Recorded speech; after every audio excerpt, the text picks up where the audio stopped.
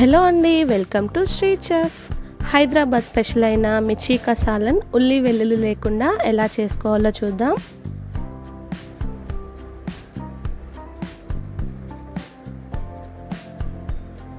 మొదటిగా దీనికోసం అయితే మనం బజ్జీ మిర్చిని తీసుకోవాలండి. నేనైతే ఇక్కడ ఒక 1/2 కిలో తీసుకున్నాను. చాలామంది మొత్తం మిర్చిని అలాగే వేసేస్తుంటారు.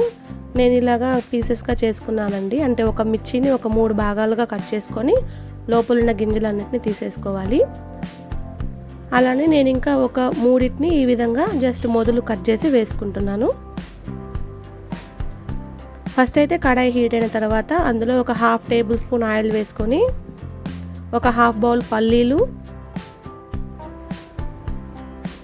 1/2 బౌల్ ఎండు కొబ్బరిని వేసుకొని మంచిగా వేయించుకోవాలి. ఇది కాస్తంత వేగిన తర్వాత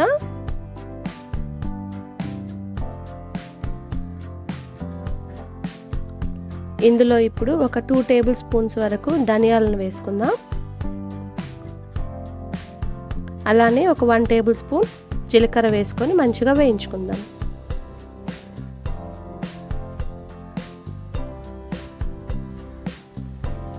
ఇది బాగా వేగిపోయింది కదండి. ఇప్పుడు ఇందులో ఒక 1 టేబుల్ స్పూన్ వరకు గసగసాలను వేసుకుందాం. గసగసాలు మీ చాయిస్ అండి, వేసుకోవాలనుకుంటే వేసుకోవచ్చు లేదా స్కిప్ చేయొచ్చు. గసగసాలు వేసుకుంటే టేస్ట్ అనేది బాగుంటుంది. ఇవి బాగా వేగిపోయిన తర్వాత దీన్ని ఇప్పుడు మిక్సీ జార్లోకి తీసుకుందాం.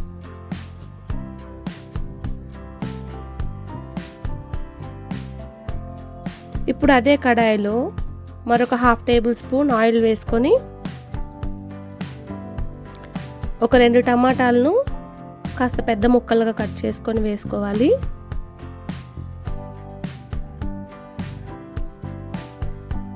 చూడండి, టమాటాలు బాగా మగ్గిపోయాయి కదా. ఇప్పుడు దీన్ని పక్కన తీసి పెట్టుకుందాం.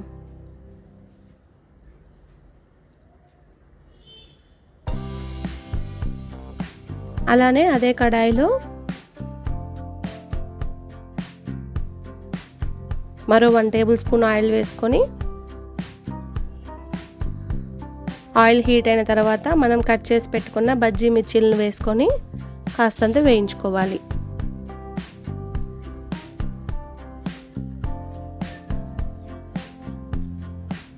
చూడండి, మనకి మిర్చీలు బాగా వేగిపోయాయి కదా. ఇప్పుడు దీన్ని పక్కన తీసి ఉంచుకుందాం.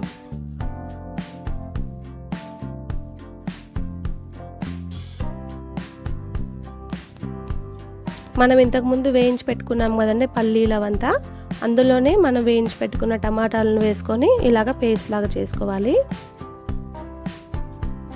ఇప్పుడు కడాయిలో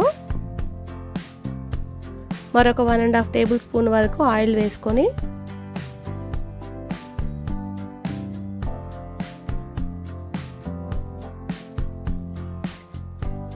ఆయిల్ హీట్ అయిన తర్వాత ఇప్పుడు ఇందులో కాస్తంత కరివేపాకు,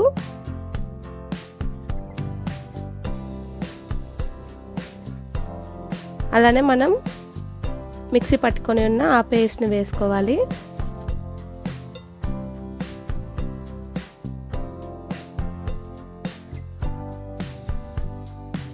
ఇప్పుడు ఇందులో చిటికెడంత పసుపు,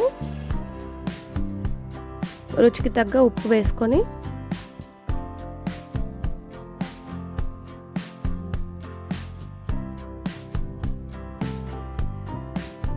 అలానే ఇందులో రుచికి తగ్గట్టు కారం వేసుకొని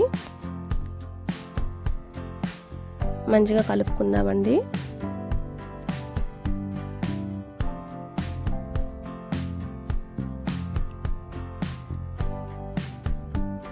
ఇప్పుడు దీన్ని ఆయిల్ పైకి తేరేంత వరకు మగ్గనివ్వాలి. మధ్య మధ్యలో మాడిపోకుండా ఒక్కోసారి కలుపుకుందాము.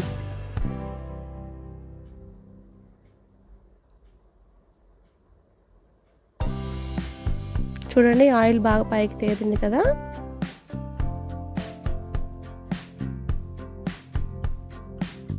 ఇప్పుడు ఇందులో మనం వేయించి పెట్టుకున్న బజ్జీ మిర్చీలను వేసుకుందాం. ఇవి కూడా వేసేసుకొని ఒకసారి కలుపుకున్న తర్వాత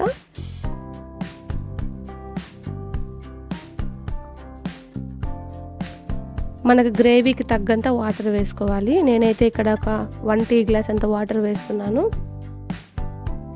ఒకవేళ మనకి గ్రేవీ ఎక్కువ కావాలనుకుంటే దాన్ని బట్టి వాటర్ని ఎక్కువ తక్కువ చేసుకోవచ్చు. అలానే ఇప్పుడు ఇందులో ఒక 1/2 టేబుల్ స్పూన్ వరకు గరం మసాలా వేసుకొని మంచిగా కలుపుకుందాం.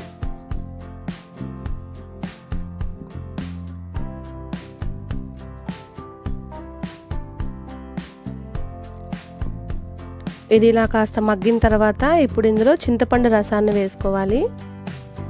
ఒక 1/2 బౌల్ అంత చింతపండు రసం వేసుకుంటే సరిపోతుంది. అంటే మరీ ఎక్కువ పులుపుగా కాదండి, కొంచెం లైట్గా వేసుకోవాలి.